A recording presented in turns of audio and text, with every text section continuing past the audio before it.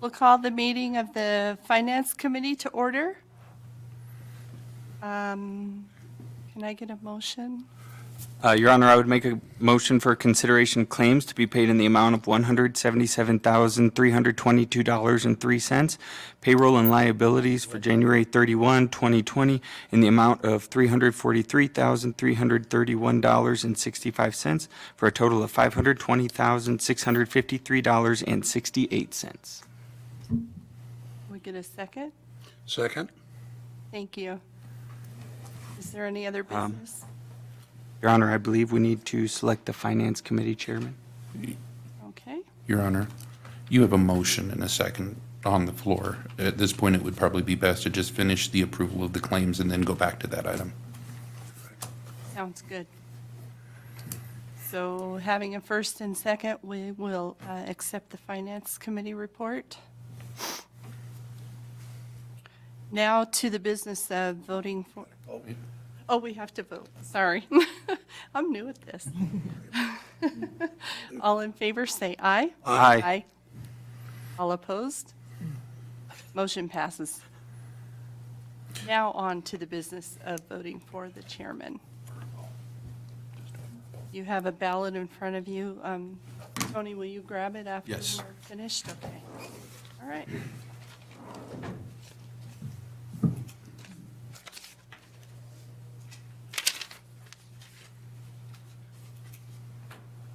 I'm not going in the back room.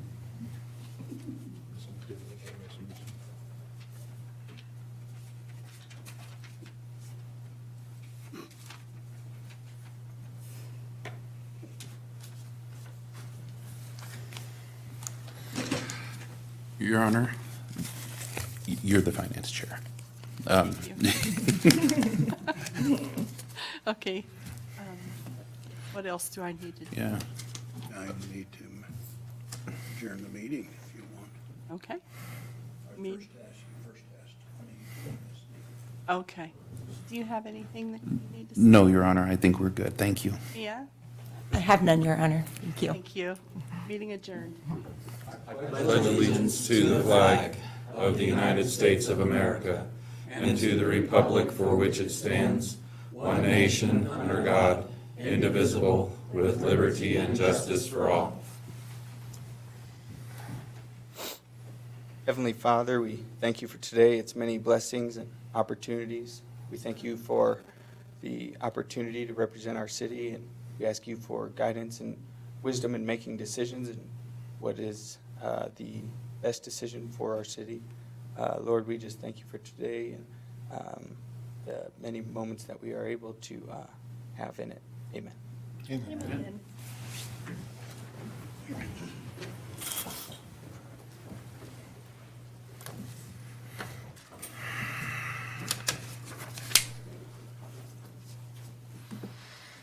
Would the city clerk please conduct a roll call? Yes, Your Honor. Councilwoman Carla Borders. Here? Councilman Tim Hancock. Here. Councilman Mike Bailey. Here. Councilwoman Rebecca Schatza. Here. Councilman Kyle Larson. Here. Councilman Corey Rhoda. Here. Mayor Richard Gard. Here.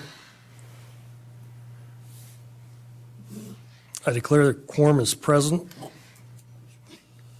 Approval of the agenda. The chair would entertain a motion for the approval of the agenda as presented. So moved. Second. Councilwoman Schatza has the motion and Councilman Bailey has the second. Any further discussion?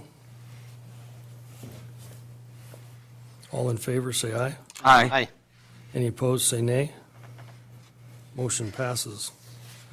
Communication from the floor, citizens' comments. Anyone in the audience wishing to address the council regarding an item that is scheduled for a public hearing will be given the opportunity to speak during that public hearing. Anyone wishing to address the council on any other may speak now. I would ask those individuals who wish to address the council at this time to approach the podium and identify yourself for the record. Good evening, Council, Mayor. My name is Zachary Vogel. I'm a citizen here in Riverton, and I've come to request the City Council reevaluate their snow and de-icing policy, just in base of the roads out there are bad. I've been looking at the city's policy from 2017. It uses numbers from the 2016 census of who drives on our roads. That number has changed in the last three years. So I'm proposing that the city council spend this summer and spring reevaluating what our major roads are and how we can actually get some of the side roads cleaned. 12th Street, 16th Street. Some of these roads are not accessible to low-ride vehicles at all. I'm sure that many senior citizens, people that require medical attention, police intervention, or a slew of other things who cannot get over the drifts in the snow are suffering right now. I'm lucky enough to live 1 block away from North Federal Boulevard, and I still have trouble just getting to North Federal Boulevard from my house. I could not imagine if I lived in the 1600 block of East Lincoln and trying to get myself those 8 blocks to North Federal where they're actually plowed. So any minor changes can be done with the Public Works. However, I think after 3 years, the city council needs to go through a committee and find a better solution to the roads that need the most work done and work out a timely fashion for it to be done. I know there's de-icing options for like behind Main Street in the alley.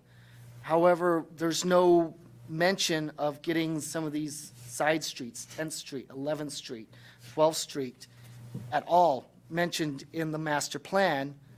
And some of these roads are traveled by hundreds of people each day. Children, teenagers learning to drive, elderly people, just you guys. I'm sure Park Street is hell to get out of, much less Pinecrest getting to Pershing or even Sunset. You all live in this town. You all know this snowstorm has greatly impacted travel. So I'm asking that you guys go through your master plan and come up with a solution that includes more streets and not just worrying about the top 6 and then not doing anything with the rest of them for the entire season. Thank you. Appreciate it. Thank you for your time. Any questions for me? Anybody have a question? Yes, sir. You have a proposal on what streets you feel would be in addition to those 6? Well, like I mentioned, 12th Street, it's one of the major streets in this town that goes from Sunset, or Forest, I guess, all the way down to South Adams, or East Adams Street. One of those streets that is a major arterial street for this town. That could be one of them. 16th Street. It passes, from the 1600 block all the way to Park Street. That's 12 city blocks. That's another major street that can be cleaned up. East Lincoln Avenue, now that there's the Wind River Cares Healthcare Center, that one may be added to the list. I know on the thing they had East Lincoln Avenue between 12th and 13th Street. Well, Lincoln School is no longer there. That's no longer a school area. That doesn't necessarily need to be a top 3 priority since the school's no longer there. However, we got Broadway on there. 7th Street is pretty hard to get through if you're trying to get from Main Street to Pershing. Some of these other streets that connect major streets, I believe, need to be added on there as well. There's a lot of like South 2nd Street. That's on there, but I believe on level 3. First Street, that goes the entire length of the town. That's one of those major roadways where a lot of people have to travel that to get from any of their side streets to a major road that is plowed regularly. Any other questions? Sounds like a solutions committee. Yeah, I know you've been reading over the snow removal plan, and that 3 years seems like, well, it's 4 years now. Seems like it's a long time since that's been addressed. But a lot of work's been done on that, and And those school zones take the top priority. I understand. And we knock those, Yes, we knock those school zones out, and then we also knock out the main arteries. yes. And it's been, it was part of staff discussion this last week that maybe we look at some privatization of those roads to be plowed, Okay, using a private contractor possibly that would take a section of road. It breaks down to equipment needs and, and cost. and, cost is a factor, but more importantly, we don't want to have dump trucks or equipment sitting just waiting. Our last major snow was on Thanksgiving weekend. And then we get this one, which came in basically on Sunday night, Monday, and it's only Tuesday. Yeah, So to be real frank with you, the amount of work that's been accomplished in 2 days is staggering to what we used to do. I understand, like, I'm not knocking the hard works of the public work people, the amount of things. I'm just proposing that somewhere we, as a city council, reevaluate which streets are the major artery streets of this town, such as 12th Street, 16th Street. I'm not asking for an immediate solution this winter for tomorrow or the next day. I'm just proposing that possibly put this in committee over the summer, look at these numbers of which roads are traveled the most, and as it's been 3 years, almost 4, that we go through and make sure that we are plowing and utilizing our equipment properly. Because I know on East Lincoln Street, like where I live, right across the street from the car wash, the first year I moved in there, the city plowed it off. Awesome. Last 2 years, they haven't come by. I now have a sheet of ice that goes from my gutter to the center of the street because there's no drainage on that 800 block of East Lincoln Avenue. The first drainage is about the 1000 block. But if it's frozen all the way to there, there's nothing, there's no water moving or ice or anything like that. And I'm sure it's not just my personal problem, it's a lot of people's problems on many of these side streets. Like my grandmother's 93, she lives on her own on 12th Street. If someone can't get to her to give her food, she doesn't eat that day.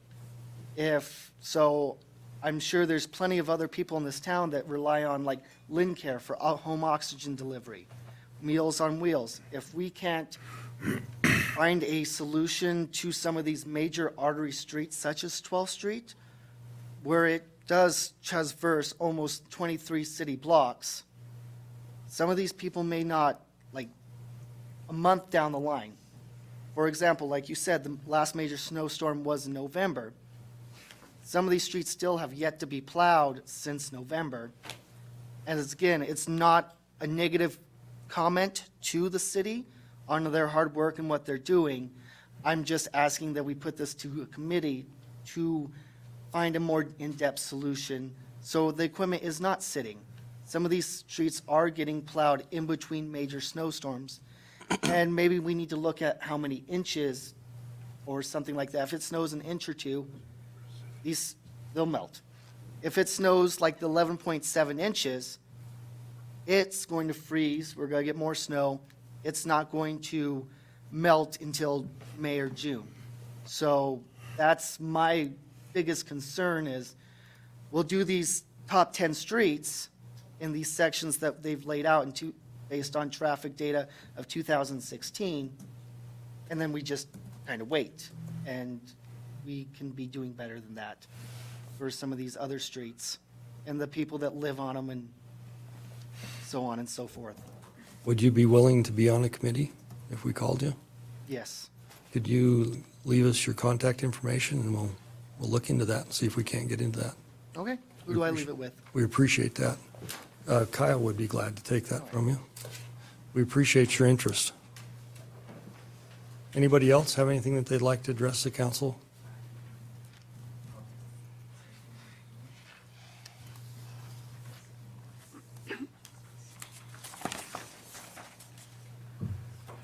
Would the city clerk please read the consent agenda items by title only? Yes, Your Honor. Approval of the minutes, January 21st, 2020, regular council meeting. Approval of the minutes, February 4th, 2020, Finance Committee meeting. Approval of the Finance Committee recommendations for February 4th, 2020. Thank you.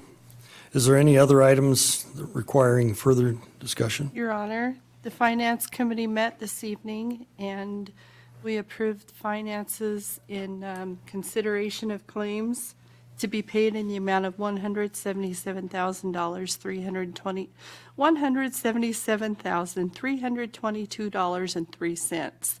Payroll and liabilities for 1/30 of 2020 in the amount of $343,331.65, for a total of $520,000, $520,653.68. Thank you. You'll get better at that. I will. I'm nervous. Those are hard numbers. They're big. We appreciate you doing that. The chair would entertain a motion to approve the consent agenda items as presented. So moved. Second. Councilwoman Schatz has the motion and Councilman Bailey has the second. Any further discussion? All in favor, say aye. Aye. Any opposed, say nay. Motion passes.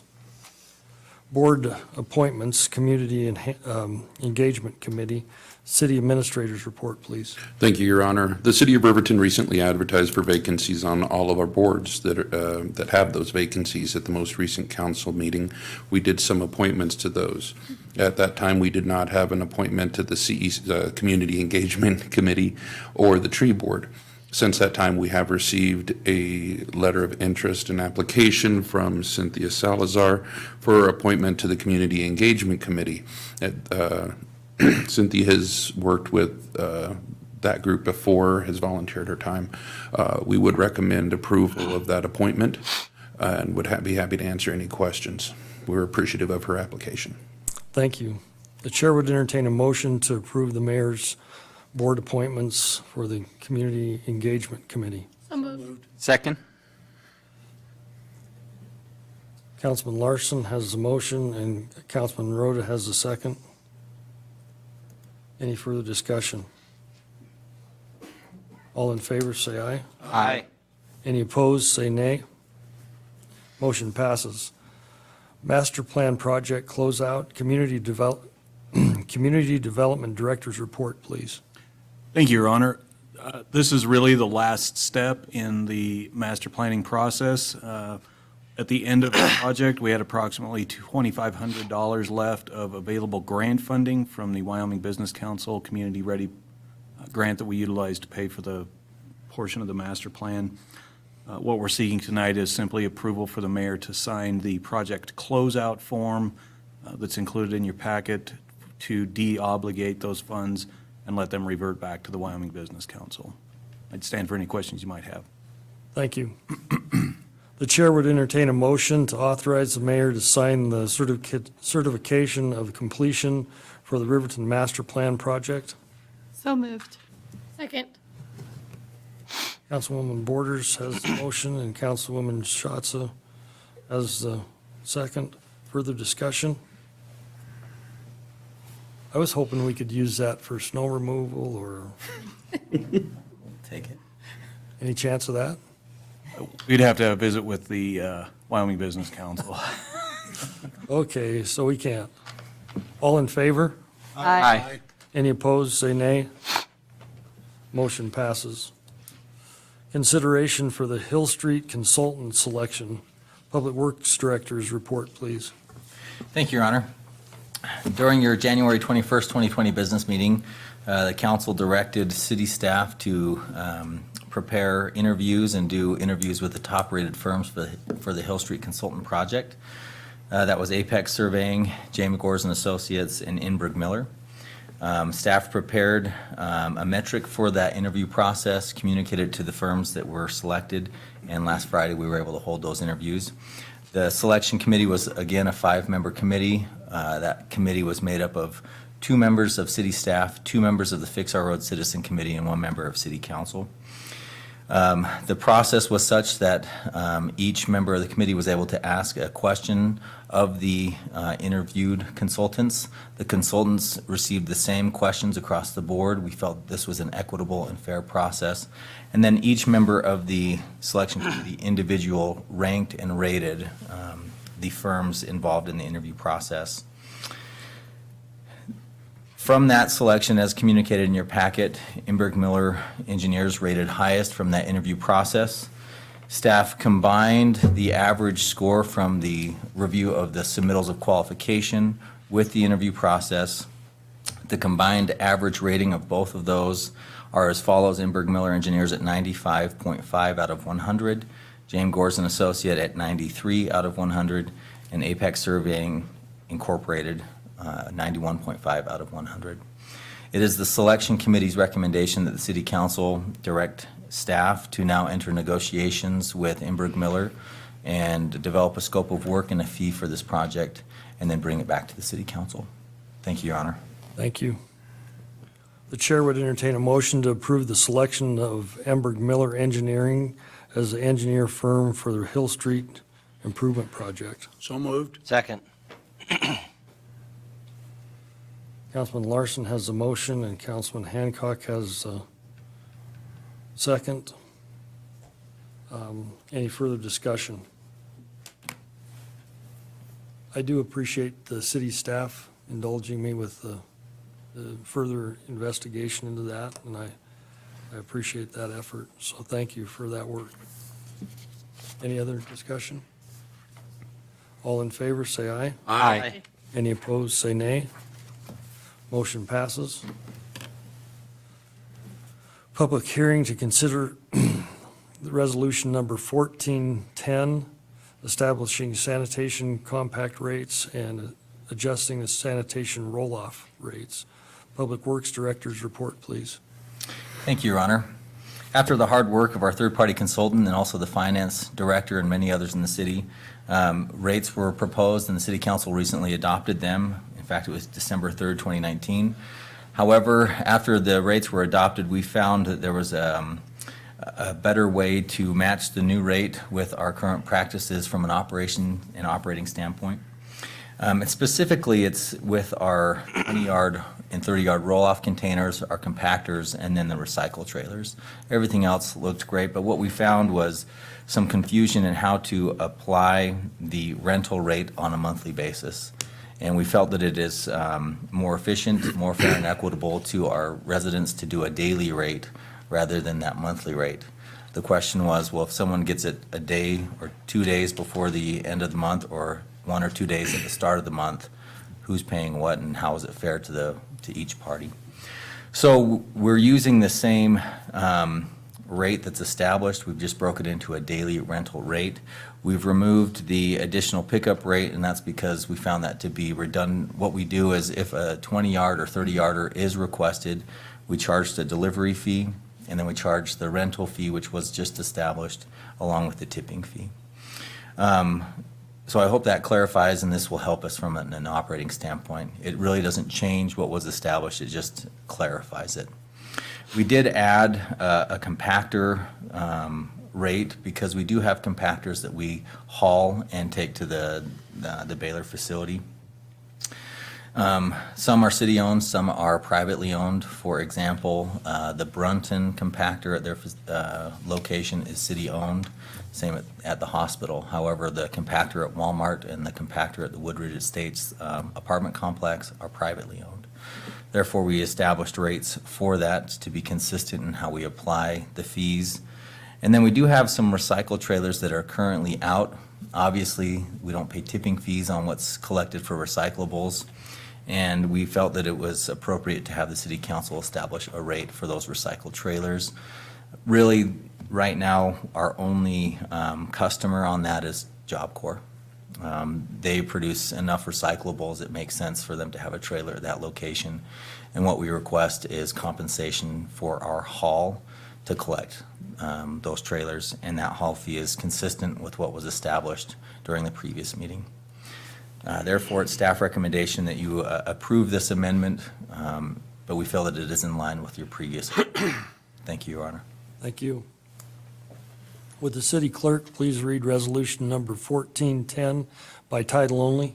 Yes, Your Honor. Proposed resolution number 1410, a resolution adjusting rates for the collection and disposal of garbage, rubbish, and debris. Thank you. The chair would entertain a motion to open a public hearing. So moved. Second? Councilman Schatz has the motion, and Councilwoman Borders has the second. Further discussion? Kyle? Your Honor. Kyle, did you say that you only charge for delivery, you don't charge for pickup? Your Honor, Councilman, it depends on what the item is. Obviously, we don't deliver I the, wrecked a house, I tore it down, put it in the container. I paid for the delivery, now I filled it up. Now, it's free to pick up, and you just charge me for the rent that I hold it there. So essentially, your delivery it's a round trip. That's your pickup and delivery is your first charge. Your Honor, that is correct. In that example, you would pay the delivery charge, your rental fee, and the tipping fee. In the case of the compactor, there's no delivery there, we're hauling it. And so that's why it's a delivery haul. But in your example, that is correct. So in clarification, Kyle, were you trying to establish the fact that they are still paying the tipping fee, the weight fee? Well, I was trying to figure out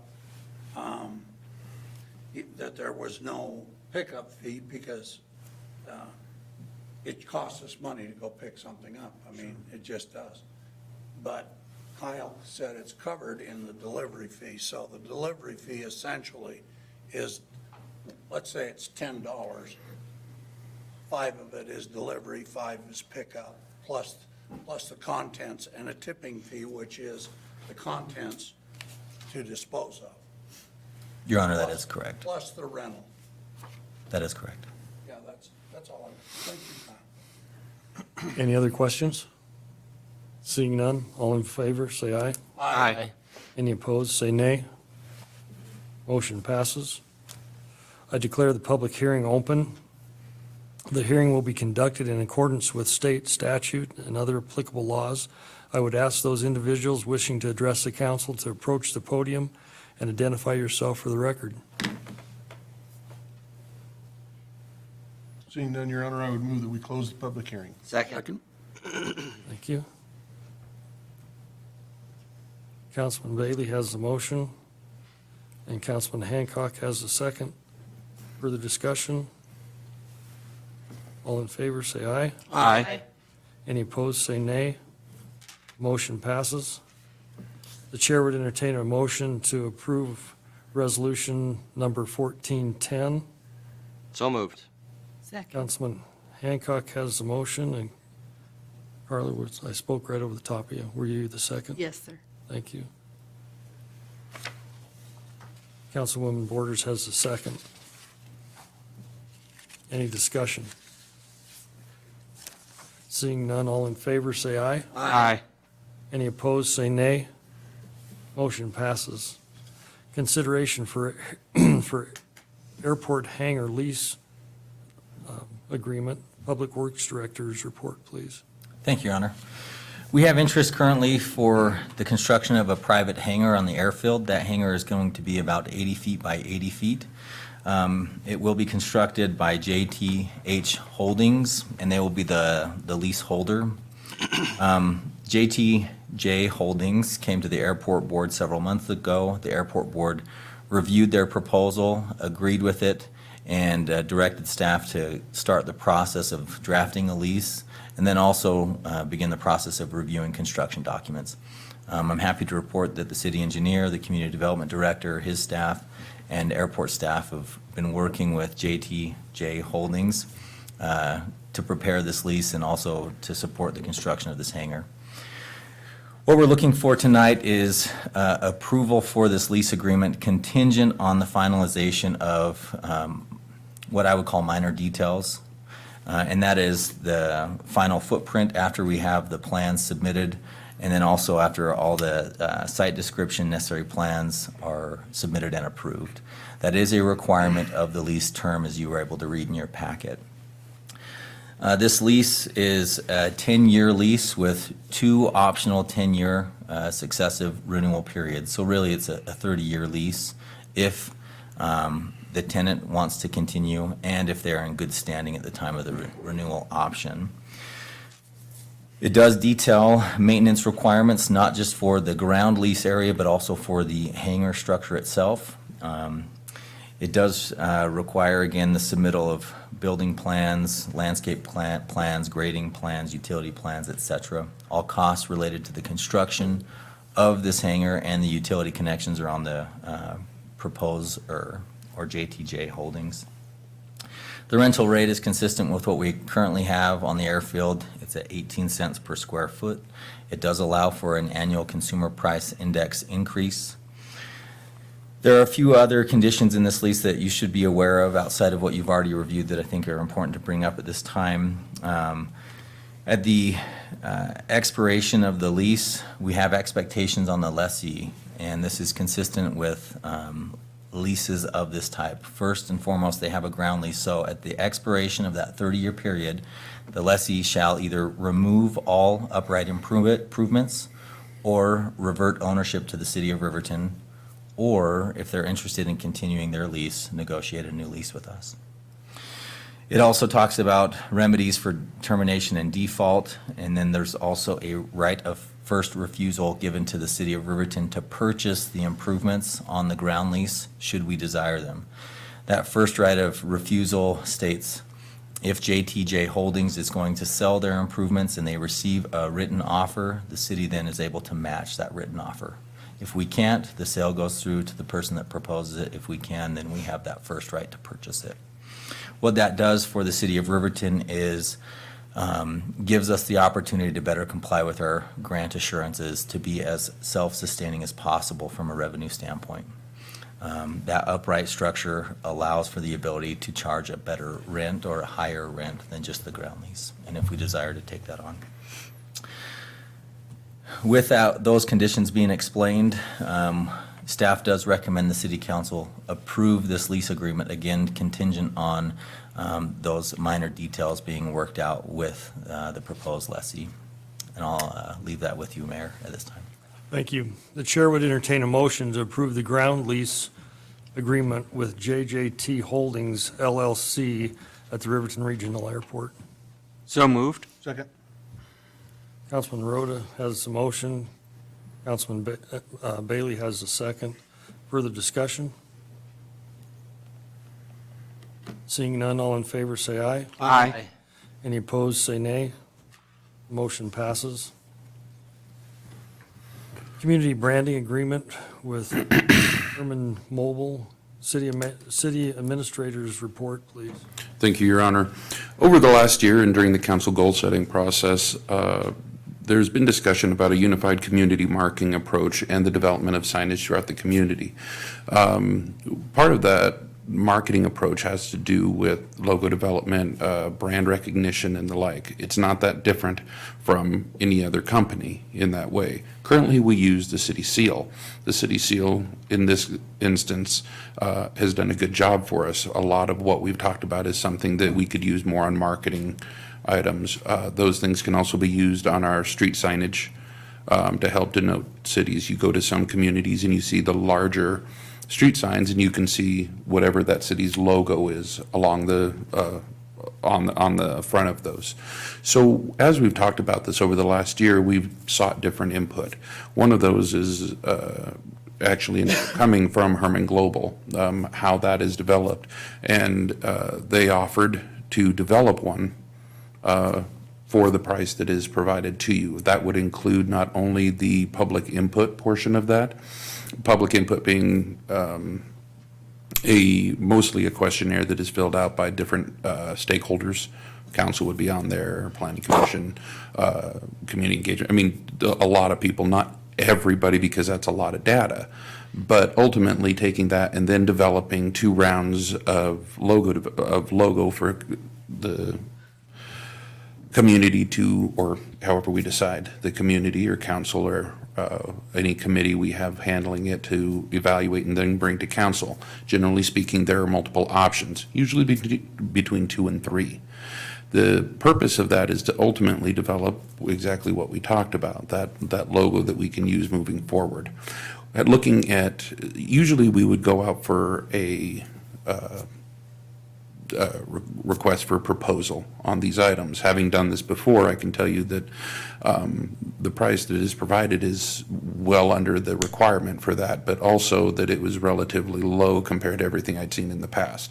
I had done one of these in a previous community, and I want to say that was approximately $7,000 just for the logo development along with the website. I know it was more than 5. So seeing that this was a very positive, but this had some positive potential, we wanted to bring it to council, and we do recommend approval of this, keeping in mind that we have within the fee that is provided 2 rounds of review. If we can't make a decision and get to a happy place, we would probably need to spend a little additional money for a 3rd round. That is assuming we can't get to where we want to be. Generally speaking, what we find is that after the 1st round, you get a good idea, you get some options, and then, okay, here are your 3. And then you say, well, we like this, but not this, and these are the things we like. By the 2nd round, you're pretty much there, and you have minor tweaks to that. Ultimately, council would need to approve the use of that in the adoption of it. So it wouldn't be something that would just be, we develop it and then say, okay, now we're going to use it. We would need consent on that. Ultimately, the reason that we're bringing it forward now is as we look to order some new street signs over the coming year, this is something we would like to include. We do not expect this process to be terribly long, and we appreciate the proposal that is presented to you. We know it's a kind of a large topic, so at this point I would turn it back over and answer any questions that council has. Keeping in, one thing I did notice is that we are asking for council to approve the agreement, authorize the administrator to sign with the idea that, yes, I am going to change the wrong address that is just on the last page. I had a feeling someone was going to say something about that. So, thank you, Your Honor. Thank you, Tony. The chair would entertain a motion to approve the marketing agreement with Herman Global. So moved. Second. Councilman Rhoda has the motion, and Councilman Bailey has the second. Any further discussion? Tim? We had talked a little bit about upgrading our street signs. I remember, I think even, Kyle, you had some in your office just that were some different ideas that we had looked at. What kind of price would we be looking at for that if we did decide, and remind me on that, because I know we've had some discussion on it, if we did decide to go with street signs that had a logo? Your Honor, let me look that up and get that to you in a short time. Actually, the street signs are bigger now that they require. They're easier to read, they're taller and longer, and there is a place for some type of branding to go on that. And so what we're suggesting is maybe something different than the city seal. So if you have some ideas, anybody out there that would like to suggest something, I'm sure that Herman Global would be glad to have your input. Your Honor, we're referring to some of just the usual street signs, so Main, Federal, all of those. But this is also commonly used as part of wayfinding. We've talked about that a little bit, and that's just the extra signage that says hospital this way, school this way. This type of item is usually implemented within that type of signage. The reason it's important is because that easy to read symbol says, oh, I should pay, these are official directions to point A and point B. It helps draw the eyes a little bit. Being clear, this does not include the development of wayfinding. That's a completely different item, but it is useful within it. Your Honor, Councilman, I was able to look at our estimate from a year ago. Without counting any mounting or bracket costs, we're looking just for the signs anywhere between $35,000 and $45,000. And that's if we just got rid of them all and replaced them all at once. That's assuming a purchase of 800 street signs and then a price of $42 to $58 per sign, depending on what we're getting as a quote. And then maybe Mike wouldn't live on Broad Acres anymore. Part of my letter fall off? Maybe you would. I tease about that because Well, there is a sign. At least City Hall wouldn't be on Chantel Boulevard. Yeah. I do wonder about a company that, are they sure they reached out to the right person? Yes, Okay. yes. Eric, I was wondering if you could sneak this under the master plan before we sign. We'd have to go back to the Wyoming Business Council. Come on, Eric, you got to help us a little. All right. Bad idea again. All in favor, say aye. Aye. Any opposed, say nay. Scheduling discussion for contracts for service, council goal setting, and budgeting calendar. Would the city administrator give us a report, please? Thank you, Your Honor. Mayor, Council, you have before you a proposed budget calendar for the upcoming fiscal year. We wanted to get a little bit out ahead of this year. It has been moved up just a little bit. There are more specifically, the community service contracts applications are advertised here. We put that as part of the process a little bit earlier. It lays out the meetings that we're going to be having, which, of course, as in the past, everybody is invited to. Where in the past, this had a disclaimer at the bottom that said, if you're going to be there, please let us know. That way we can do the notice of potential quorum. That's important as we talk about the budget. In this case, the reason that we brought it to you and had the approval right now is what we intend to do is provide that notice to the media in advance. These are the potential quorums. So if 2 council members show up, then it's neither here nor there. It's still open.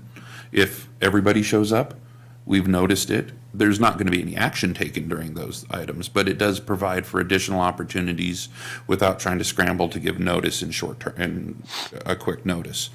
It also encourages attendance. Generally speaking, we've done these in either the Urbicite room or the bullpen in the back, simply because it provides the environment that allows us to better look at the overhead and to work through those. The community service contracts will be advertised in advance. They'll have, I think, approximately 7 weeks. 7 weeks to prepare their applications to provide all the information. That gives us a little bit more time to say, okay, hey, more people know about it. If we had a shorter time frame, then different groups can say, well, we didn't know about it. It was a short time frame. We intend to advertise it through social media. Of course, I'm sure the Wyout Today and County 10 and the like will pick it up. So the more we can get that out, that is the one time that the city gives community service contracts. We do that with the intent of trying to make sure that is in the budget, keeping in mind that by having it in the budget, we know, we can kind of plan appropriately. You always have the option within the budget of setting aside a certain amount, council contingency. However, it has been a tight couple budget years, so those are very rare. It's a lot easier to do it this way and let everybody know in advance. During that time, the items that are contained within here could be modified. There could be additional meetings that need to be had, just depends on what comes up. But what you have before you now is our proposed schedule. We recommend approval, or if there's any additional discussion or some of these just don't work, we're happy to have that conversation and make modifications. Thank you, Your Honor. Thank you. The chair would entertain a motion to accept the budget calendar as presented. So moved. Second. Councilwoman Schatz has a motion, and Councilwoman Borders has Councilwoman Schatz has a motion, and Councilwoman Borders has a second. Any further discussion? Bailey. Your Honor, Tony, I would assume that in the future we'll have some specific times of day that these meetings are going to be, that will refine that down a little tighter? Yes, Your Honor. What we will do once approved, we are going to send out calendar invites across the board to council. That way, they can go directly into the calendar. If those get modified, then we can obviously send those to you, and you'll be able to approve those and say, okay, so it'll be a lot more automatic. We will, of course, provide those same times to the media to make sure that they know where it is. We'll make sure that the rooms are open as well. I believe we set those for the afternoon. 1:30. We have those approximately 1:30 in the afternoon on the days that are provided. That just keeps it pretty consistent. Keeps it a little bit after lunch so people have a little bit of time and some flexibility.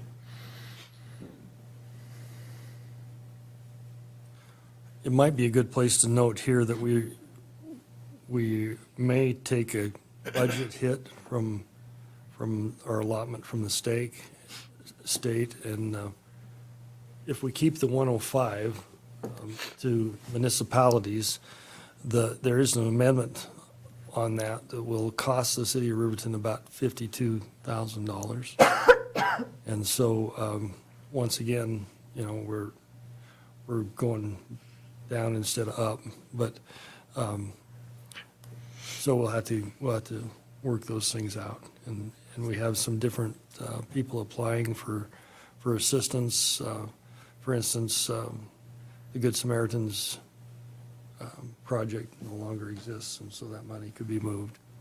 So as you're thinking about those, we'll try to get you information so that you can make decisions. And if you have some others, people that would like to apply, make sure you tell them and get their applications in. Okay? Thank you. Eric won't give up his $2,500, so. We de-obligated it. So, is there any other discussion? All those in favor say aye. Aye. Any of those opposed say nay. Motion passes. The 2020 legislation update.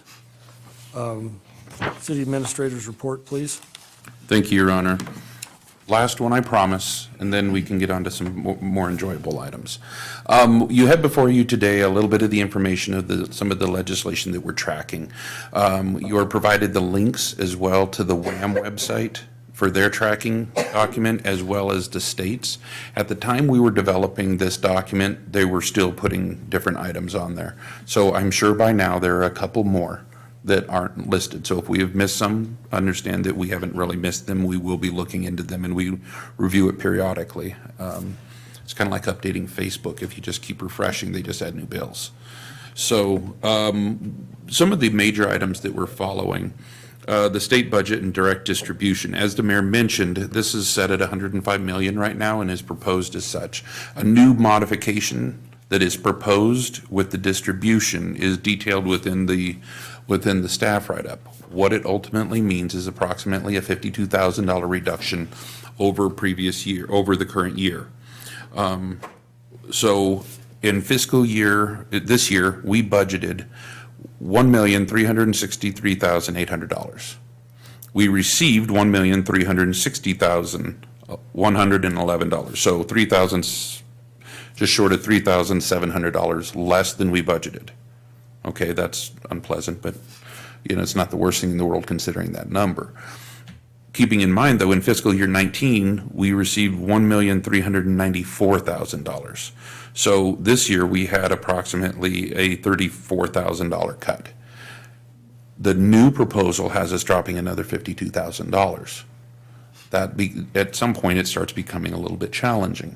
I know we have a relatively large budget, or it seems that way, but if you remember this last year, there was a reduction in one police car at that time. We want to make sure that we're being diligent about where we spend our money and try to support the legislation in a way that does the best for our community. So a little bit of knowledge, but we also don't want to jeopardize it and have it cut down to 85 because that hurts a lot.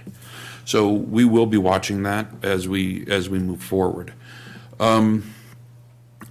Moving on, we are tracking the municipal option sales tax legislation that is going through that would provide communities the option to pass a 1 cent within the borders of that community. This has been opposed in previous sessions vehemently and is not being opposed as much this time. There isn't a ton of information here because this one changes. Oh, I mean, every time you talk to somebody, there might be this amendment or it might be that one. That's when we'll be watching closely. The reason for that is we commonly talk about local control, with the idea that those closest to the citizenry tend to be most tuned into what is the needs of that particular community. The authority to enact rules, policies, taxation at a local level this is an opinion, should likely be provided to the council as much as possible. So any local control on those items is generally pretty preferable. You'll see it as a theme throughout. We will be tracking that. We are tracking a discussion on municipal right-of-way franchise fees. This is an item that you've already taken up in the last couple of years. In terms of franchises, we have that discussion. Anything that limits, again, local control on what is allowable and what is being able to be provided is a little bit challenging. So this is something we're tracking a great deal and making sure that, one, we understand it, and two, that we know what the impact is. Any discussion about a reduction in or a cap on franchise fees could negatively affect communities. I know Casper is very interested in this. Mia, do you remember how much we collect in total franchise fees a year? We have budgeted $833,000 this year for franchise fees. Could you say that again, Mia? We have budgeted $833,000 in franchise fee revenues this year. That's a fair amount of money that is provided to the community that provides services, park services, law enforcement services, plowing of streets. So those are things that we need to be a little bit careful about. We need to pay attention to as best we can. Are we sharing any of that with Eric? With who? I'm sorry. With Eric? He doesn't seem to want to share tonight. We're working on an MOU, Your Honor. And the other notable one, we're looking at the Tourism Funding Act. It has to do with how lodging taxes collected, distributed. Again, another one that has conversation consistently, so we tried to watch it and see where that lands. It does provide certain options and authorities to the local municipality in certain situations. Try to keep an eye on that a little bit as it changes. When we attend WHAM this month, this is going to be the time. Some of these items will be solidified and we'll be able to have conversations. So we'll probably be tracking that a lot closer as that time gets closer and the session begins. You have some additional items that are provided for your review. Keeping in mind, you can go to the websites that provided and look at all the different bills as they come. And we do encourage that. It is relatively easy to use. We do have one House Bill 0022, which is Town and County Development Regulations. And this kind of came out of Jackson with workforce housing. It doesn't directly really affect the city of Riverton at this time. It removes a community's ability to require workforce housing or any type of low-income housing as a part of a development plan. You can't require it. Doesn't necessarily really apply to us at this point. However, it does remove local control in case you ever need it. Again, maybe that's something that Riverton someday needs. We would like to avoid that, but ultimately it's a monitored item. Items such as the Senate File 51 with Wyoming retirement plans could have a financial impact on us.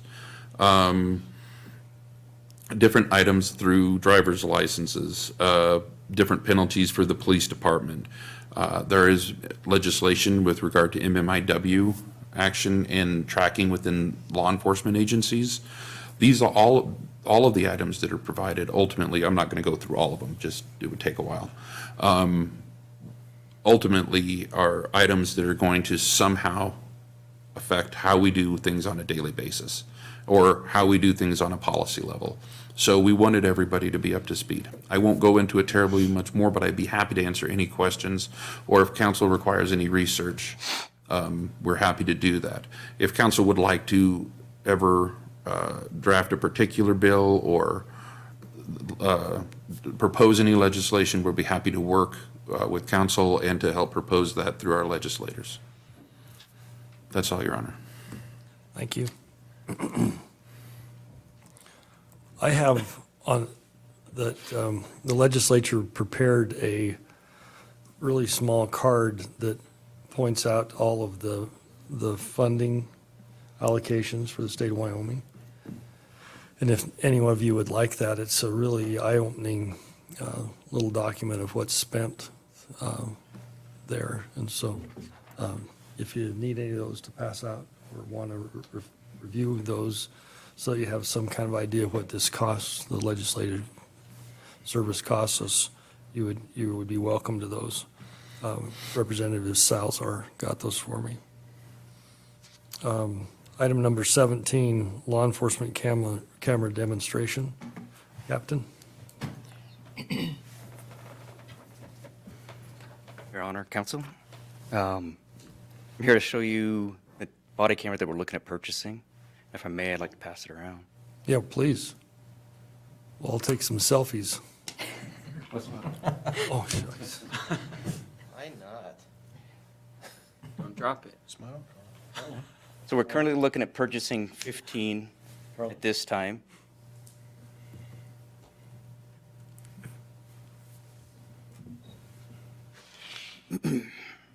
We'll look at purchasing another 15 at the new fiscal year in July. Total for the 15 will be $15,598, and with the help with the police foundation, that's how we would look at purchasing these items. Got a short, real short video.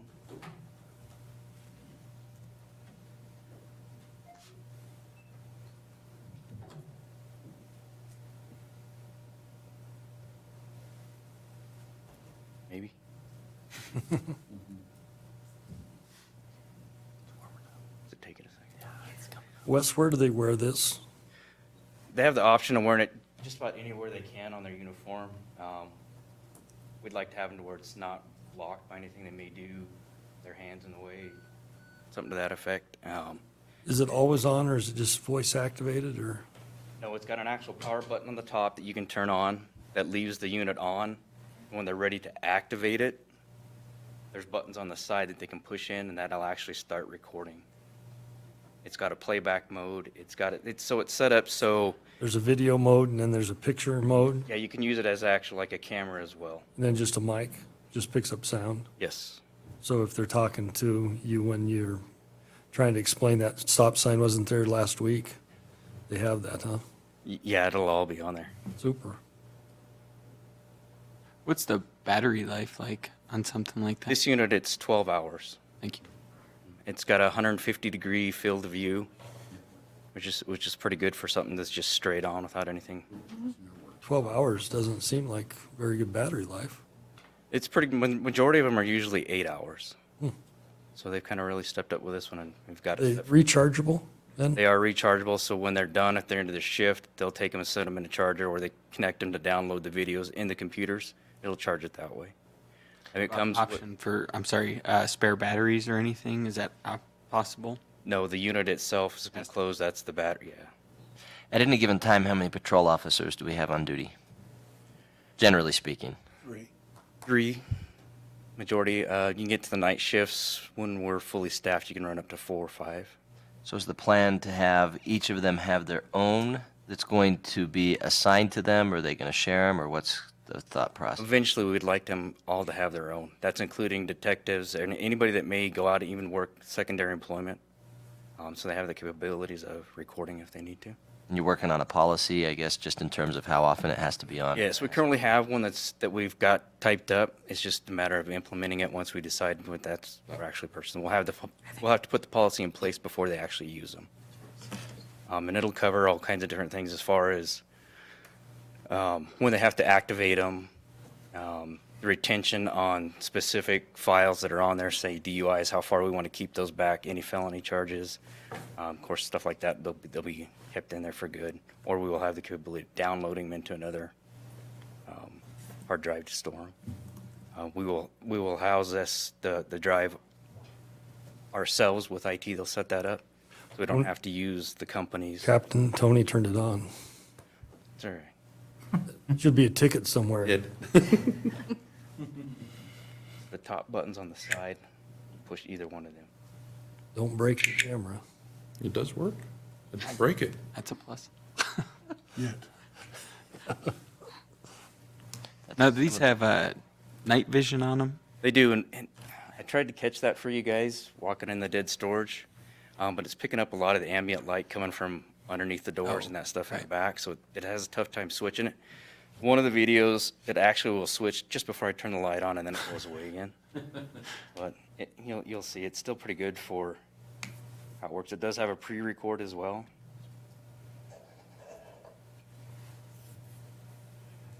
You can see this one's already assigned to Officer Whiteplume. That's his name on the bottom. He's been using it.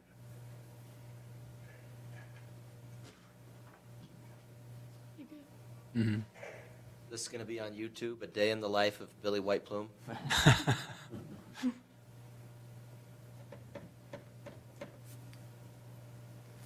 You can really see around the corners with it.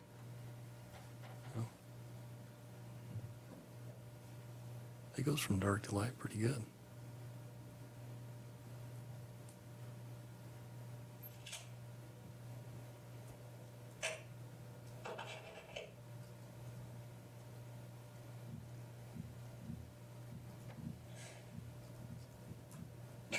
And then that's where it switched before I.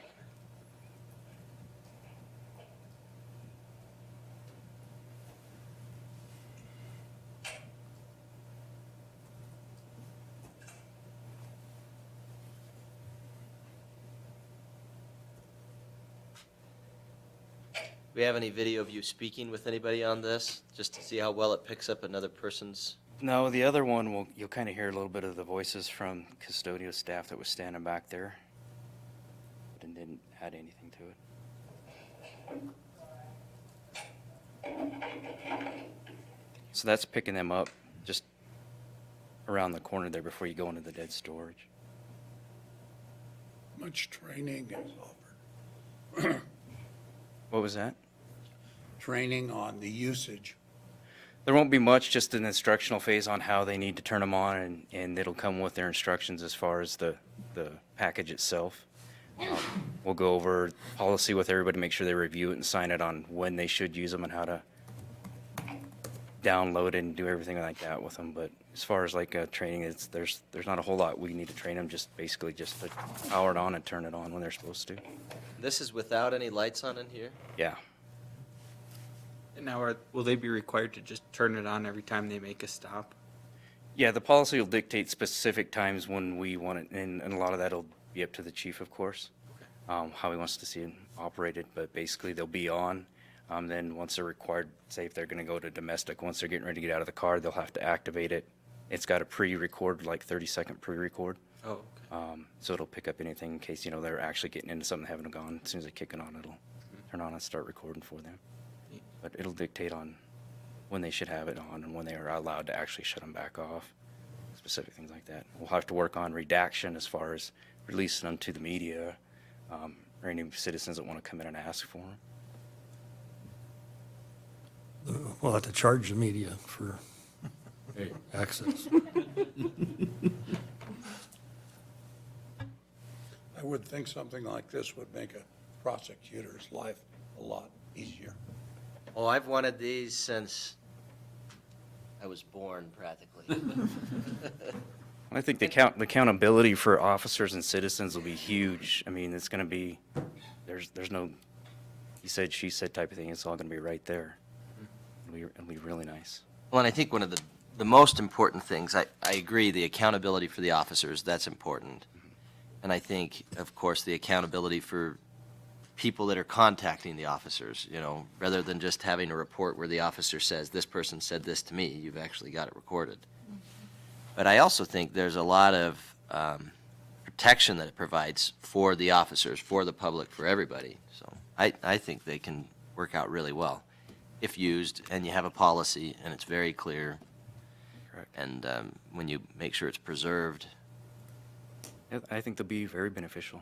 The guys are pretty excited that they're knowing we're getting ready to purchase them, so. We no longer have video on the cars, correct? There's a couple that still do, with changing the cars, installing that stuff with some of the software, from what I'm understanding, is kind of outdated, so it has a tough time keeping it going. Yeah, I think it's a great idea. I think Councilman Bailey had a lot to do with that. You want to tell us what you know?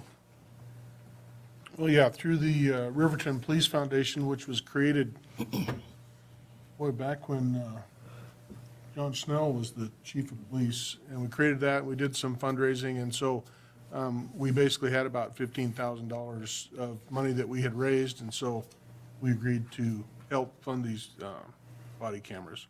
I think they'll be a great asset to the officers and safety of everybody involved, so. The Police Foundation's money's been huge, and Yeah. we appreciate it. It adds a certain amount, so much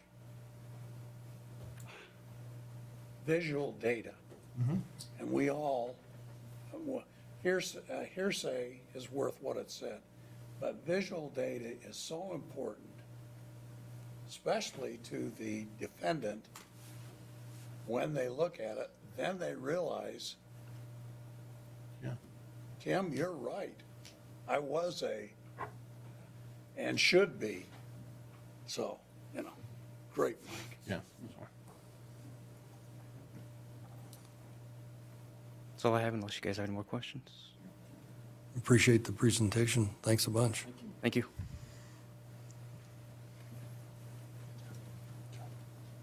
You guys want to sit in the dark, or you want light back there?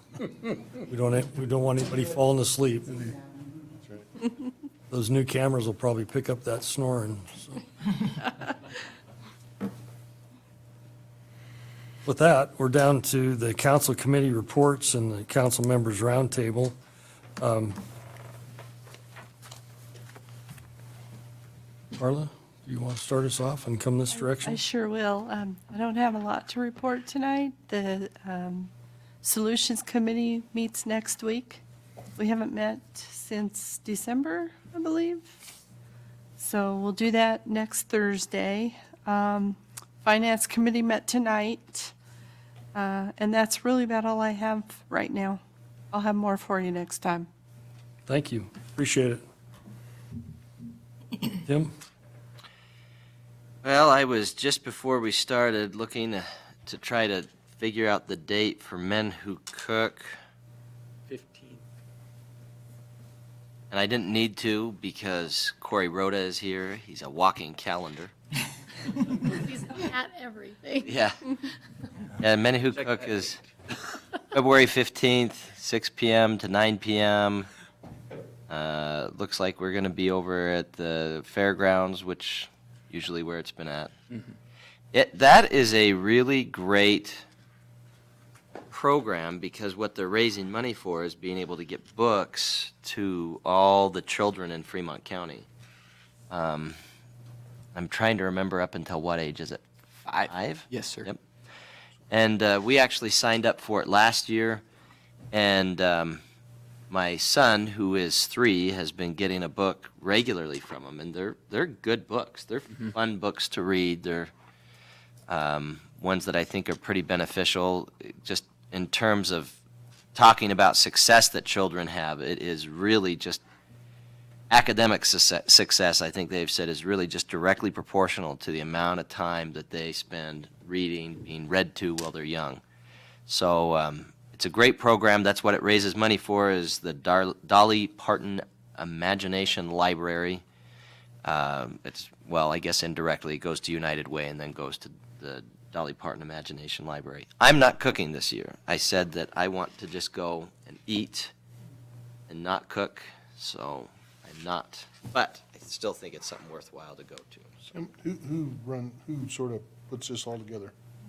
It has been Jeremy and Jeremy Hill. Hill, yeah. And he's been doing that since it started, really. And they've had a silent auction there, which is a lot of fun. They've had, of course, the food. You have celebrity chefs like Tony Tolstead last year. Chief Murphy as well, I believe. Chief Murphy, yes. I think he did Pigs in a Blanket last year. Yeah. He said very tongue-in-cheek. Yeah. But it's a really fun night, and definitely, I mean, heck, get a date and go, or go by yourself, or whatever. And it's almost always full. They always have a lot of people there. Time? 6 o'clock until 9 o'clock on the circuit. Although you could just ask Corey Rhoda. Are those right times, Corey? That's correct, sir. Fabulous. Mike? I've just got a few things. Of course, I got to participate a little bit in the Rendezvous Games on Saturday. Got to be a celebrity judge with Tony and some other folks, and it was strenuous, but we made it through. But it was a good time. There was quite a few people there. They had some food trucks and, you know, all over. It sounded like it was a great event. So I'll let Rebecca talk more about that. Again, I just have noticed, of course, we've got our new air service provider up at the airport, United Express. And I don't know what the counts are. We haven't had our airport board meeting to hear that, but I just noticed that there's a ton more cars in the parking lot up there. So I think our numbers are looking really good. And of course, they got to start and had all this snow and all kinds of fun right off the bat. So, you know, baptism by fire for them. But I think, you know, overall, it's nice to see the additional people participating. And I will be leaving Friday on that flight, and so I'll give you an update next time. So Fabulous. Rebecca? Yes, Mayor. So the Rendezvous Games was this weekend, and it was so much fun. So the committee actually let me participate this year. So I did everything I could to plan it, and then I got to actually be on a team. And so I got to experience it from that side, and it was, I can't get over it. I'm still excited about it. I wake up in the morning and I'm excited about it. I get off work and I'm still excited about it. It was just so much fun, and I want to say thank you to everyone that helped out with that, especially the city staff and the crew and the city crews. I went down there the day before just to check out everything out, make sure the park looked good. And they thought of everything. They had trash cans placed all throughout the park. They had the snow completely cleared off the concrete pad for our vendors and for our ice, and oh, Tony, I forgot. We got it. Oh, we got it. I mean, they didn't miss a beat. Everything was perfect. And I want to say thanks to all the businesses that created teams or sponsored teams. Can't do it without them doing that. And then the celebrity judges that came, people that have very, very busy lives came that day, 10 o'clock in the morning, and then were there at the very end as well to judge certain events. And I can't say enough about the volunteers that we had. Eric Carr and his wife Tara and Lance Godey and his wife Kelly came and were at every single event, keeping time, starting, finishing. I can't get over how amazing the community was that day. And then I was going to announce the winners if you hadn't already here. Teton Therapy took the trophy home, and they were so excited. They, the gal said, okay, you guys, you can take it home with you this weekend, but we need it in the office on Monday morning, okay? Because they were just so pumped up. And then second place went to the Bearded Dragons. We actually had a tie for first and second, and then third and fourth place. So Bearded Dragons took second place, which they have been second place at every single Rendezvous Games. So it's pretty fun. They are a killer team, though. And then we had a tie between the Wound River Rehab, the Old Manor, and the Eastern Shoshone Tribe. And the Eastern Shoshone Tribe took third place, but it was close. It was such a close competition. And really all the way from first to ninth place was so close. It was just points away from each other. So it was just fun all day long. And normally when we do the awards, most teams kind of like trickle out, well, we didn't win. But this time, every single team stuck by and stuck it out to the very end just to see who was taking that trophy home and who got their second and third place. So another thing I want to thank is the different businesses that donated awards, donated, Trailhead donated awards for first place. Domino's and Rocky Mountain Logistics donated the award for the gung ho, who was the most motivated person there, voted in by their peers. So I could go on and on about it, but don't miss out on next time, because if you weren't there, you really did miss out. It was a really good time. That's all I have, Your Honor. Thank you. Kyle? I would like to commend the street department, even though we've only had 2 days to clean the roads, which is in some cases a lifetime when you're stuck in the middle on top of a pile, which happened to me. It's amazing. Today's second day, the Main Street was, after the snowstorm on Monday and Tuesday, going up West Main, it was on blacktop. There was water running into the drainage, and, Kyle's department has just hit it, and I appreciate those individuals that, I don't know what time they started, I don't know what time they quit. All I know is once you get to a main highway, you can get wherever you want to go. Now, the interesting thing is up by the airport and up on the higher sections of the world, there's less snow. In my backyard, there's 16 inches. So thank you for the good taking care of our highways. Thank you. Thanks, Kyle. Corey? Well, Mayor, I don't want to sound like an echo in the room, but the Rendezvous Games were definitely a success. As well as I wanted to remind everybody to attend the Men Who Cook on the 15th. Also on the 15th, there will be a jackalope jump, which is a fundraiser for the Special Olympics. That'll be right out front of City Hall, I believe. We'd love to see some people donate to that cause. You can come watch me jump then as well. The Fremont County School District Recreation Board, they postponed the meeting until Thursday, so I don't have any updates on that. And then just one last little plug that Rebecca and I will be doing the Dancing with the Stars April 25th. So we hope everybody go on Facebook, vote for us, get a table. We'd love to see you there. And we've got a pretty sweet routine that we've been working on. So we hope to see everybody there. I had that song in my head 24/7. That's all I can hear. You're going to sing it No, too? maybe. I have to charge you for that. That is all I have, Mayor. Thank you. Tony? Thank you, Your Honor. As an item of business, last time we did the financial disclosure statements, and I announced as required that the members of council present had provided those. I've also received one from Councilwoman Carla Borders at this point too. So all of council and required staff have submitted those. Again, not wanting to echo everything, but thanking Councilwoman Schatze for, some people forget that she's the one that came up with the Rendezvous Games, and she's been out getting participants and promoting it like it's amazing.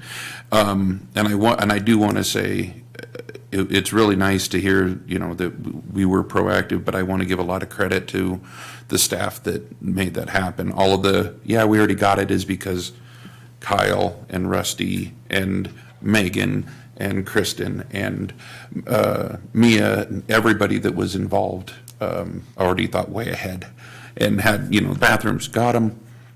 We're going to clear this. They were thinking of new ideas. So it was really, they did such a great job providing that. And it was a great event. Thank you for letting us be part of it. Myself and the mayor will be attending WHAM the 26th through the 28th in Cheyenne. We mentioned that earlier. That's a Wednesday, Thursday, and Friday. If anybody has any items that they need taken down or discussed or asked, please let us know via email or personally, and we'll take care of it. Force will be meeting on this coming Monday at 11 a.m. We meet back in the community development area. It is an open meeting. Airport Board is on the 21st. As denoted, Solutions will be February 13th. Those meetings go at 5:30 now, I think, correct? Do they, I believe you moved them to 6. I'm trying to remember. I got the email. 5:30 or 6? One or the other. You got a 50% chance. If you show up at 5:30, you're guaranteed to see the entire meeting. Very true. Riveting, we're number one in our time slot.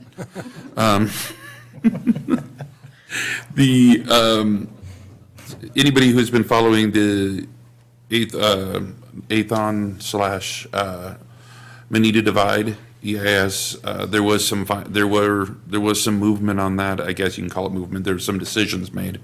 There is still a response time to provide to some of that, to provide for some of that till about the 17th. So we're looking to see right now if there's any responses that, or comments that can aid in that at all. It's relatively large and we're trying to work through it right now. So we may still be putting something else in as a comment to the 17th. Some of our other comments were unheeded to begin with, but we'll see how that works out. As a reminder, we don't have anything scheduled for next week on the work session this time around. So there won't be anything right now unless something comes up. If that happens, we'll let you know. With that, Your Honor, I have nothing else. I'll happily answer any questions, though. Mike? I guess I had one thing. I also want to compliment the city staff, the street cleaning. I think, yeah, we got a foot of snow, which is a bunch of snow. And to have, like Kyle said, streets that are, sun hit them and they're cleared off, and it's pretty amazing. But I've also driven down some of the side streets, and again, with a foot of snow, it's fun, isn't it? It's challenging, I got a four-wheel drive pickup and I'm still, not exactly going where I want to go. But I think the city, I know I was up bright and early Monday and they were out plowing, and I was out late Monday and they were out plowing and salting and all that kind of stuff. And so kudos to them. Also, again, we all decided we'd plow the snow to the middle, so you can get stuck in the middle going across. But if you plowed it to the side, you can get stuck on the side too, so it's all about the same. You get more help. Both sides of the Yeah. street will come help push. Yeah. And I guess that was my last comment, is I saw multiple times somebody got stuck in the middle of in the drift, and people would stop, put their flashers on, get out, help them get out, go on about their day. And I had 4 people. it's great to see, great to see that. And I had a four-wheel drive truck. But my windshield wiper quit as I hit that big pile of snow. Oh, it was terrible. The guy came up to me and said, "You okay?" I said, "Yeah, I'm a little embarrassed." Like the mail truck. Maybe there should be some instructions on how high of drift you should try to get through. Oh, this one was high. It was like that. And the conditions Monday were one of those where, the sky was the same color as the snow, the same color as the ground. And so, yeah, there was times where you couldn't really tell where anything was even, so. Well, that's what I said. Yeah. I'm not changing my story either. Can I ask one question, Mayor? Yes, sir. Tony, has any, in the scheme of things, I realize that the discharge of that copious amounts of water coming out of the Benita Divide happens to be somebody's stone in their shoe. Has there been any type of sampling of the water during the flood period going into Boyson to prove that that's so insignificant that it won't hurt anybody? Your Honor. No. Okay. I'll actually need to look at that specific question, I think, and that's good because then we can answer the question specifically. But I do not believe that's part of it, but I will check and I'll get back on it. I just don't know. It's, remember, this is 1,600 pages or just a huge document. We'd like a detailed synopsis in one page. No, it just said no. And actually, Kyle's question is very appropriate. The science stands with it, but the public response, and they're getting public response from all over the nation, unfortunately. And so they've decided to go backwards and close in. And so we need to back up and try another approach there because it's only chloride, and chloride is a salt, but the numbers are way low, but everybody's up in arms about it. So we're going to have to find a solution because that field is necessary. Oh. Well, I mean,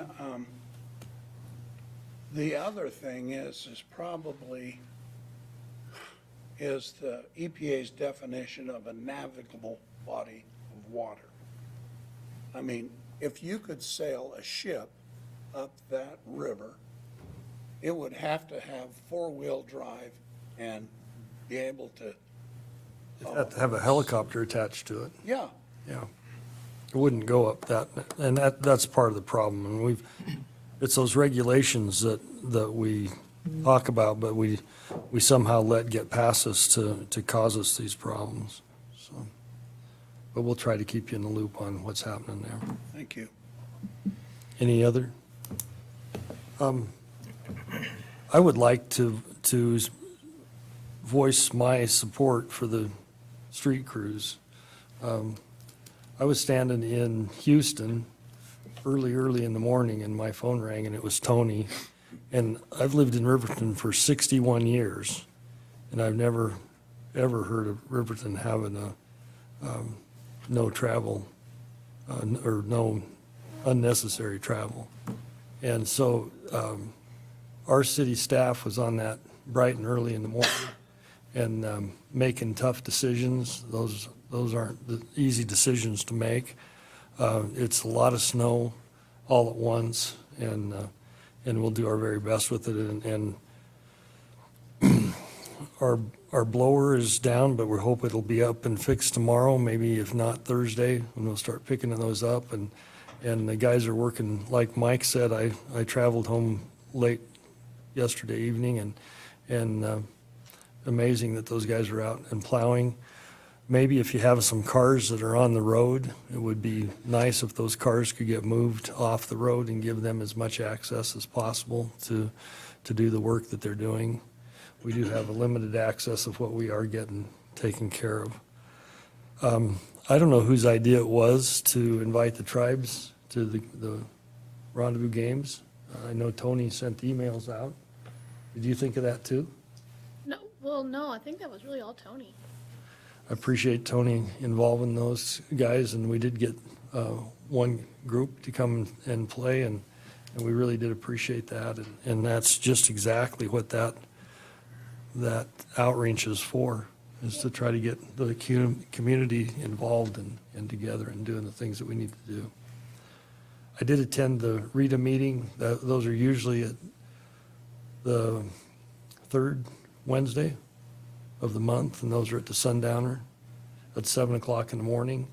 We also have kind of a problem that we think we resolved, and that's with YDOT. YDOT manages the federal funds that come through for the bus, for the WRTA, and they've changed the funding model on that, and the regulations moved and made real problems. And so we're going to have another one of those meetings right in this chamber with the director tomorrow. And so I also was invited and went on the Idea Inc. tour, and we toured the daycare center up on 8th Street. We toured Legacy Molding in the Smith subdivision, and then we went up to Brunton and went through the back of Brunton where they make the compasses and also the front. Tony, could you take a minute and tell about the, what were they calling it, where they help people invent products and businesses? Yes, Your Honor. 307 Makerspace is currently occupying some of the space up at at the Brunton building where County 10 is currently located. The neat thing about that particular setup is it provides individuals the ability to use tools and equipment that they wouldn't use otherwise. 3D printers are there, computer-aided equipment for cutting out different items from wood and the like. Can I share yours? Absolutely. Okay. I guess he doesn't get much of a choice because I'm. Our community development director is an avid fly fisherman, and he has the designs to do his own. He's put together the designs to do his own boat for fly fishing, and he can cut all of those the supports for that out with the equipment up there, using the equipment and the programs that they have, 3D printers. If you have new ideas for new products, molds, the ability for somebody that has an idea to not have to go get all that stuff. And not only that, they'll train you. They have a very low membership fee. You get classes. You can take kids up there. $75 a year? $75 a year, and that includes training class and one additional class that is provided. Obviously, there's probably some material cost, but that's, if that's the worst you get, that's really nice. I signed up my kids just because that's the kind of thing that they like now. And I told my son about the 3D printers, and I almost couldn't keep him from walking 3 blocks to try to get in the building. So if anybody has an opportunity, it is really a neat idea, and the ability to get some things up off the ground. So it's, and it is up at the by County 10 at the Brunton building. You can go in the main door and you can go in and talk to them. They have a lot of good information. Find them online too. That's a resource. IDA Inc. is a real resource for the city of Riverton, and it's probably little known. And this Makers, give me the title again, Tony. Makerspace 307. Yeah, and we talked with Rob Wright, who owns and runs Legacy Molding, and we have some really great individuals in our area that will help people with writing patents for new ideas that they've come up with. They'll help them understand what they have to do to make that work. And if you're out there and have an idea that you think is a good one, it would be wise to bounce it off these guys. They would really help you with those things. And so the tour was amazing. Brunton's putting out 9,000 compasses, the residential compasses, over 9,000 compasses, and 1,400 military compasses that are really high grade and impressive compasses. So that was a really enlightening opportunity. I also attended FTAG in Lander. Tony went with me, and we had a real good discussion on that half-cent tax, and I would encourage people to discuss that and see where you land on that. And that is designed to help the transportation side of the county with funds to the airport and funds to the bus. And then the balance of that, which would amount to as much as $700,000 a year for community development. And that's a big word that covers a lot of things. And so Tony and Eric, excuse me, not Eric. I've been picking on Eric all night. But I did want you to see that Councilman Bailey shared up his money for body cameras. So I just thought I'd throw that in. But we went over to that, and it was important to understand that that process, and that everybody has an idea of what is community development. And so we'll have to refine that idea and get it on the ballot and try to get that passed. But there's a real opportunity for us to improve the quality of life in Fremont County with that. I had a funny, Reggie, the gentleman that walks around town with his white cane, called me and we had a conversation. But prior to that, on Martin Luther King March, one of the ladies from one of the schools came over and said, "Do you see that guy with that stick out there?" And I said, "Yeah." And at first I said, "No, I don't." And she kept pointing out, and it was Reggie. And I said, she said, we're trying to get our kids on the bus, and he's scaring them with that stick. So it was his white cane. So I went over and he was out in the parking lot, and it was really icy, and I helped him get over to the Safeway sidewalk and then told him where he was at. And 2 days later, he called me, and it took me a while to get that call back to him. And he was telling me about the school administrator that helped him to the sidewalk. And I said, no, Reggie, that was me. And it was kind of fun to have that conversation. Also in our park, and that's what I really like about what we're doing, the March for Life had a rally in the park, just like the Rendezvous, and it turned out really well. We also participated in a jail tour. Everybody knows that the jail's tight on numbers, and we went over and Tony and I and the chief went over, and we got a tour of the facility, which was really interesting. The facility is 19 years old. It has some really amazing abilities. It can turn off all the water from one location. It can pop all the doors. It can do all sorts of things.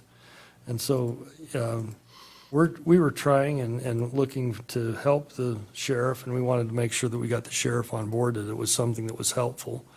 And so I think that is, and we'll work further on that. I didn't just check fares of what's happening up at the airport.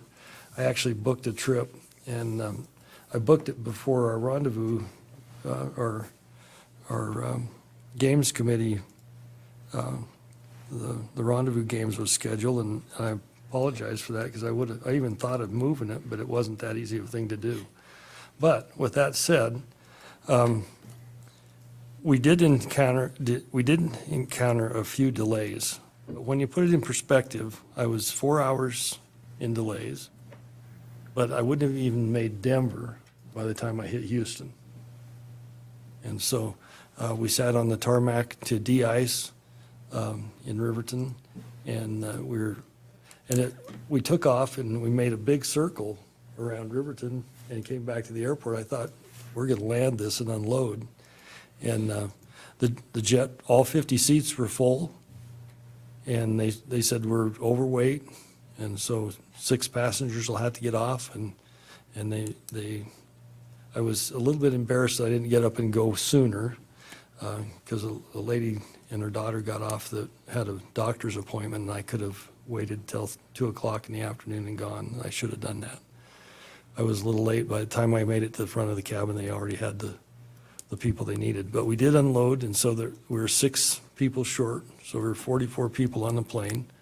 And we made one great big circle of Riverton and back over the airport.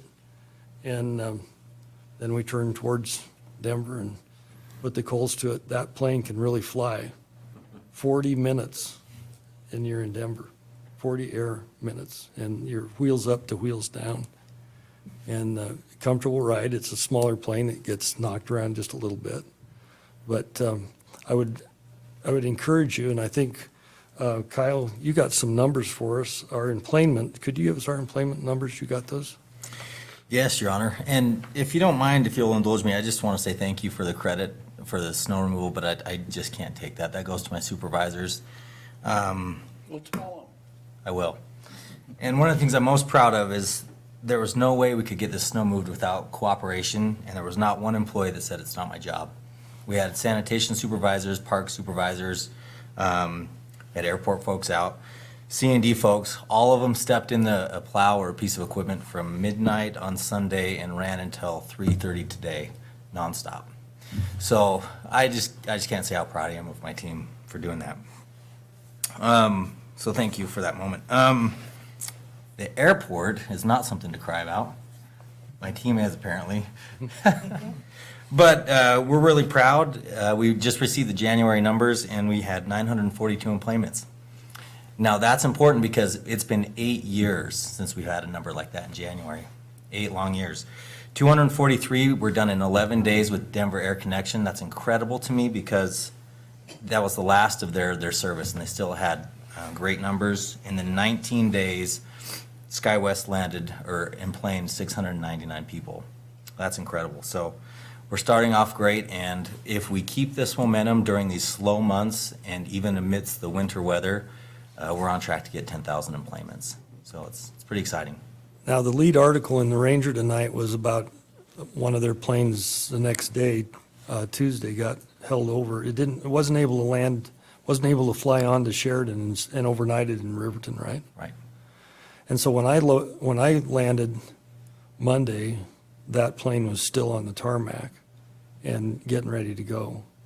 But with that said, so we understand this, the next plane that I transferred onto in Denver, it had an engine problem.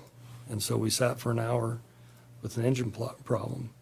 The next day, or the Monday when I came back, I got an email early that said they had swapped out the plane that I was scheduled to fly out on, and we'd fly out on a different plane, and I had to pick new seating assignments.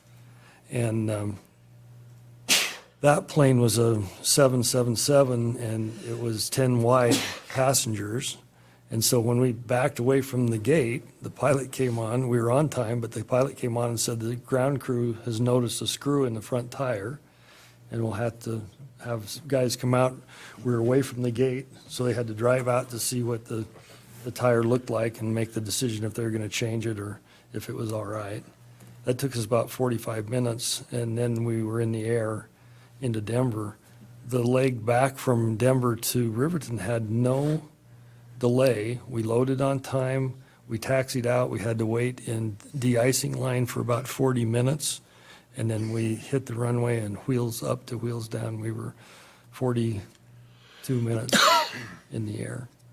And so when we landed, it took us a minute because the other United Express plane was in getting de-iced, and we held the runway a minute, and it taxied out, and we pulled in, and our luggage was delivered to us. And so, to make a long story short, if you're boarding out of Riverton in the wintertime, put a little space between your connecting flights and enjoy yourself. It is amazing what we're able to do.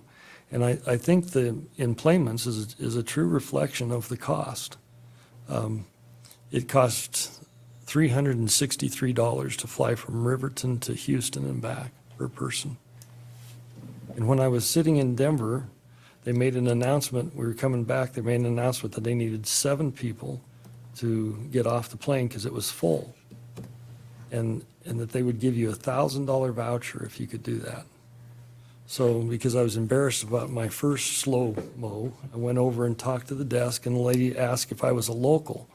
And I thought, well, yeah, I'm a local to Riverton. And she said, no, we were hoping to get locals from Denver so that we wouldn't have to pay for their motels and everything, because we're not going to be able to get you back on the plane until Thursday. Wow. So you're going to have to wait from Monday till Thursday. And I said, well, I don't want to do that, but if you need to, I can do it. So when we got back in and we were boarding, she said that they called in and they didn't need to take anybody off. And I counted seats again. We had 13 empty seats, so some other connecting flight must have missed. And so there were 13 open seats. But we're loading that 50-seat jet, and they're doing a good job of it.